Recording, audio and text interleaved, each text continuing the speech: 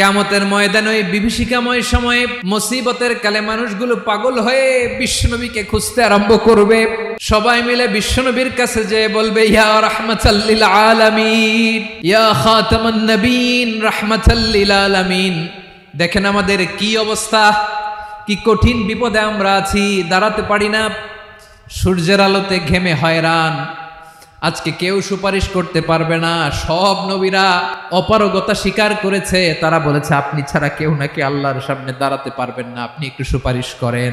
বিশ্বনবী বলবেন, আসো আসো, আজকের দিনে আমি ছাড়া আল্লাহর সামনে কেউ দাঁড়াতে পারবে না। বিশ্বনবী মাকামে মাহমুদে যে আল্লাহু আকবার বলে সিজদায় লুটিয়ে পড়বেন।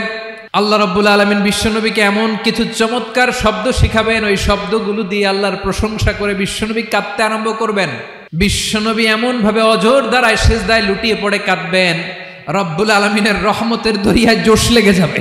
রব্বুল আলামিন এই দৃশ্য দেখে সহ্য করতে পারবেন না। রব্বুল আলামিন বলবেন, ইয়া মুহাম্মদ ইরফা রাসাক, ও নবী আপনি মাথা তোলেন, মাথা তোলেন, আপনার কান্না আমি সহ্য করতে পারি না। নবী আপনি মাথা তোলেন, সাল তুতা, আজকে আপনি যা চাবেন তাই দেব। নবী আপনি সিজদা থেকে মাথা তুলেন, সাল তুতা। বিশ্বনবী এবার মাথা তুলবেন। যে বিভীষিকাময় সময়ে প্রত্যেক নবী বলেছেন আমি পারবো না, প্রত্যেক নবী বলেছেন নফসি নফসি, আমার কি হবে আমি জানি না, আল্লাহ আমারে বাঁচাও।